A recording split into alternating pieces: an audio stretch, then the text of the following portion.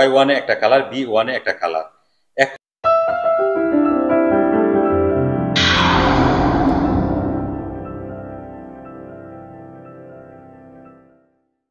আসসালামু আলাইকুম, আশা করি সবাই ভালো আছেন। আলহামদুলিল্লাহ আমিও ভালো আছি। সবসময় আপনাদেরকে আমি ইলেকট্রিক কাজের আপডেটগুলো দিয়ে থাকি মালয়েশিয়া থেকে। অনেকে আমার কাছে রিকোয়েস্ট করছেন ড্রয়িং সম্বন্ধে ভালোভাবে আরো ভিডিও দেওয়ার জন্য। হয়তো আপনারা মালয়েশিয়া কাজ করেন, আপনি যে সাইডে কাজ করেন না কেন, ড্রয়িং অবশ্যই আপনাকে ভালোভাবে দেখতে হবে।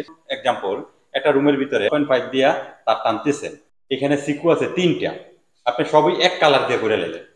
3টা কালার আছে, যেমন লাল, হলুদ, নীল। এখন 3টার জন্য 3টা কালার ব্যবহার করতে হবে। আপনি কি করছেন, এক কালার দিয়ে ব্যক্তি টেনে নিয়েছেন। বাংলাদেশও এটা হয়তো বা চলবে, সমস্যা হবে না, কারণ তার তো একই সাইজও এক। মালয়েশিয়া কিন্তু এটা চলবে না। হলুদের জায়গায় লাল দিলে, লালের জায়গায় হলুদ দিলে চলবে না। আপনারা যে সাইডে কাজ করেন আপনাদেরকে হয়তো বা সেও ড্রয়িং দেয়, ড্রয়িং এর ভিতরে সমস্ত কিছু থাকে না। আমি আপনাদেরকে এখন যে ড্রয়িংটা দেখাবো এটাকে বলা হয় সিঙ্গেল লাইন। এই সিঙ্গেল লাইন ড্রয়িং আপনি কিভাবে দেখবেন, আপনারা সহজভাবে বুঝতে পারেন, এই বিষয়ে আপনাদেরকে ক্লিয়ার ভাবে দেখাবো। তো সিঙ্গেল লাইন ড্রয়িং, এই ড্রয়িং এর ভিতরে অনেক কিছু আছে, অনেক কিছু বুঝার আছে, আপনারা দেখলে বুঝতে পারবেন। এখন যে জায়গায় দাঁড়িয়ে আছি এটা হলো এমএসবি রুম। এই এমএসবি রুমের ভিতরে কি কি আছে, এই যে দেখেন, এটা একটা এমএসবি, এটা একটা এমএসবি, এটা একটা এমএসবি, এটা জানেন। এখানে তেলের কাজ চলতেছে, কেবলের কাজ চলতেছে, লাইটগুলো আমরা অলরেডি সেট করে রাখছি, কয়টা লাইট আছে এটার ভিতরে, বিস্তারিত সবই এই ড্রয়িং এর মধ্যে আছে। আপনারা এরকম ভাবে দেখবেন, এটার কাজগুলো এক এক করে আসতেছে, অবশ্যই আপনাদেরকে দেখাবো। দেখাই এটা কি তার দিয়ে তার টানবেন, দেখেন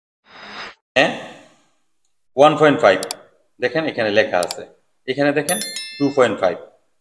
এখন এই লাইটগুলো, সকেটগুলো যে টানবেন, দেখেন এখানে কিভাবে লেখা আছে। এই যে R1 এ একটা কালার, Y1 এ একটা কালার, B1 এ একটা কালার। এখন এই যে এল দেখতেছেন না, এগুলো হইলো সবগুলো লাইটিং। এখন আর এর ভিতরে দেখেন 8টা লাইট, এই যে দেখেন 8টা লাইট, ইমার্জেন্সি লাইটও আছে একটা, তাহলে 9টা।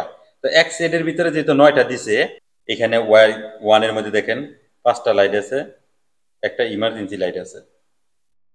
এরকম করে শিখতে হবে। এইখানে দেখেন পিএ, পিএ বুঝাইতেছে সকেট। এই সকেটে দেখেন R1 এর মধ্যে 2-13A সকেট আছে, এই যে 13A সকেট আছে। Y1 এর মধ্যে 2টা সকেট আছে। এমএসবির ভিতরে যে ডিবিটা আছে, এই ডিবিটা লাইনটা যাইবো যে এমসিবির মধ্যে, এই যে দেখেন এমসিবি, এই এমসিবির মধ্যে যে লাইনটা যাইবো কত এমএম কেবল, এই যে এখানে দেখেন 16 কেবল, 16 কেবল। এখন কয়টা কেবল যাইবো সেটা বুঝবেন কিভাবে, এই দেখেন এখানে 4 লেখা আছে, 4 ক্রস 4টা কেবল যাইবো, এটাকেই বলা হয় 3 পেজ।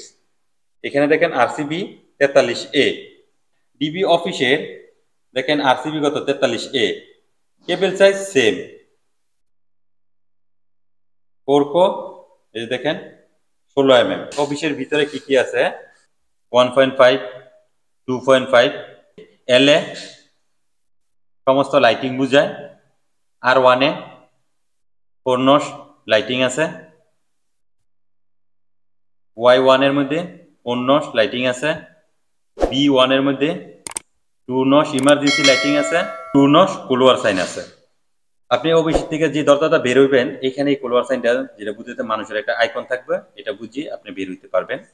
এখানে দেখেন, এখানে একটা R1, এখানে দেখেন R2, এটার মধ্যে 4টা লাইট, মধ্যে 2টা পয়েন্ট আছে।